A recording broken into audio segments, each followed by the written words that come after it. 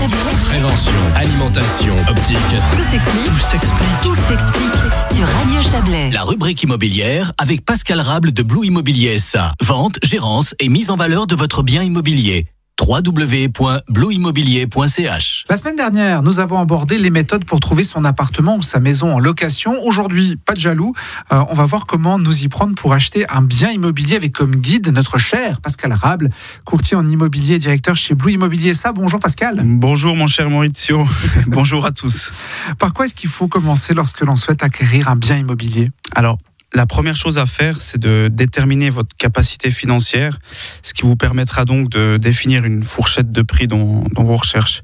Si vous souhaitez acheter sans emprunter, alors ce sera assez simple dans la mesure où votre budget dépendra finalement de vos liquidités. Et dans le cas où vous passez par un établissement de financement, celui-ci déterminera votre plafond d'emprunt maximum et vous serez ainsi fixé sur votre budget d'acquisition. Alors, bon, ça paraît assez logique comme question, vous me direz, mais il y a encore beaucoup de personnes qui pensent qu'une banque vous finance, pour qu'une banque vous finance dans votre acquisition immobilière, vous devez simplement avoir les fameux 20% de fonds propres, et puis c'est en ordre.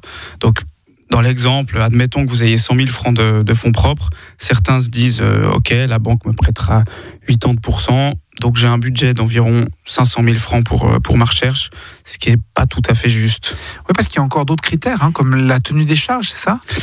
En fait, les fonds propres, c'est une chose, mais il y a d'autres critères comme la tenue des charges, effectivement, le type d'objet, votre situation personnelle, la valeur réelle de l'objet, ce genre de choses.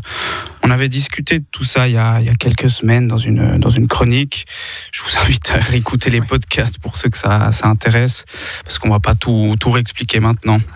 Enfin bref, ce qu'il faut retenir, c'est que c'est important de déterminer votre budget de manière précise avant d'entamer vos recherches et puis pas après, afin d'éviter quelques mauvaises surprises. Effectivement. Alors concernant la manière de procéder pour rechercher un bien immobilier, quelle est la meilleure façon de faire ?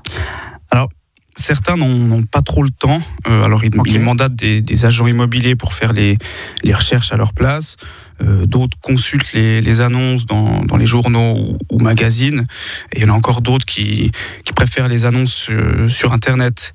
Je ne sais pas si on peut dire qu'il y a une meilleure façon de faire, parce que ça dépend vraiment de la personne. Par contre, c'est vrai qu'actuellement, on vit un peu dans un monde ultra connecté, et dans une très grande majorité des cas, les demandes, elles parviennent directement par Internet.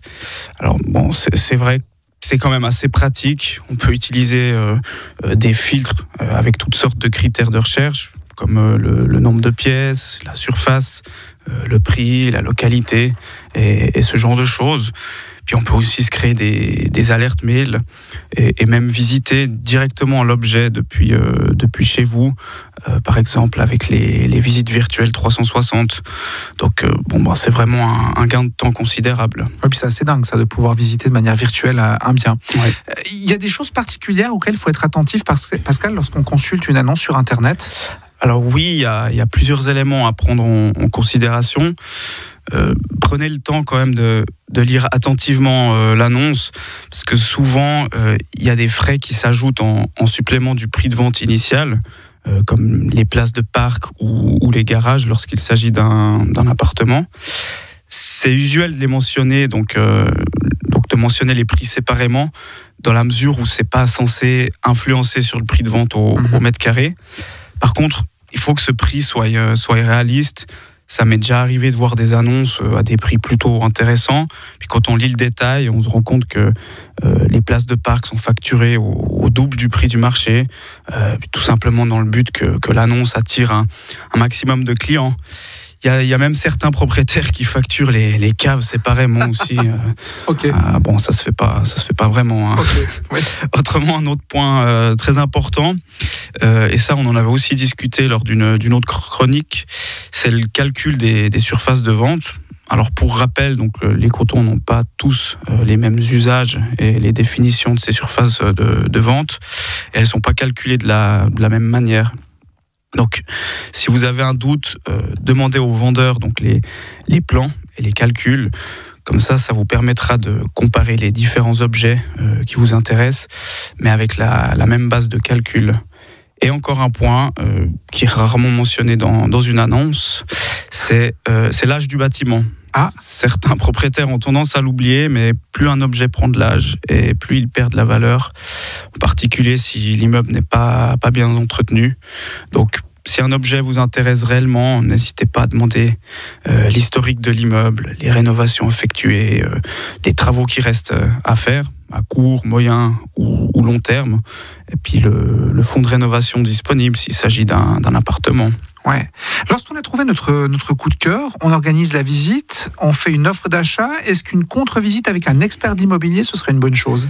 Alors, si c'est un objet qui nécessite de nombreuses rénovations, ce serait effectivement une bonne idée de vous faire accompagner par quelqu'un du domaine qui vous aidera à deviser, planifier les différents travaux à effectuer.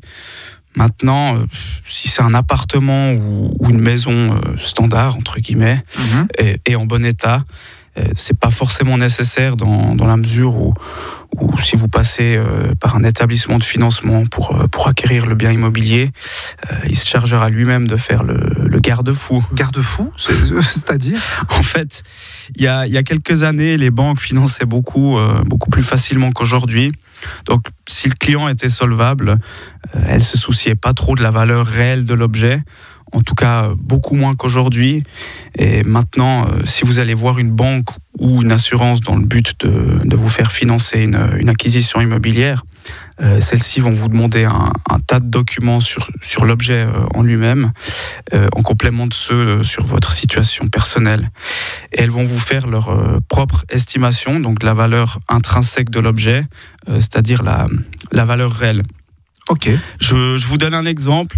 Si vous envisagez d'acheter un appartement, admettons, à 600 000 francs, et que votre banque estime que la valeur réelle donc de l'objet est de 500 000 francs, alors elle vous prêtera que le 80% de sa propre estimation. Et la différence, elle devra être compensée par vos fonds propres. Et dans cet exemple, au lieu de mettre 120 000 francs de fonds propres, donc qui correspondent à 20% de 600 000, vous devrez mettre 200 000. Donc c'est 20% donc des 500 000 et puis les 100 000 francs restants, donc qui sont la différence entre les 500 et les 600 000. Okay. Donc voilà pourquoi j'utilise le mot garde-fou, parce qu'en fait si vous ne connaissez rien à l'immobilier et que vous faites arnaquer entre guillemets, votre banque vous le dira très clairement. Donc voilà, c'est un point très important parce qu'il arrive souvent que les propriétaires surévaluent les prix de leur objet. Et il faut bien qu'ils se rendent compte que même s'ils trouvent par miracle un client, celui-ci ne se fera pas financer. Ouais. Donc autant commercialiser au juste prix dès le début. Effectivement, toute la difficulté d'évaluer un bien. Merci pour ces précieux conseils. Pascal Rable, directeur de Blue Immobilier SA, blueimmobilier.ch. Bonne journée. Merci, bonne journée à tous. La rubrique immobilière avec Pascal Rable de Blue Immobilier SA. Vente, gérance et mise en valeur de votre bien immobilier. www.blueimmobilier.ch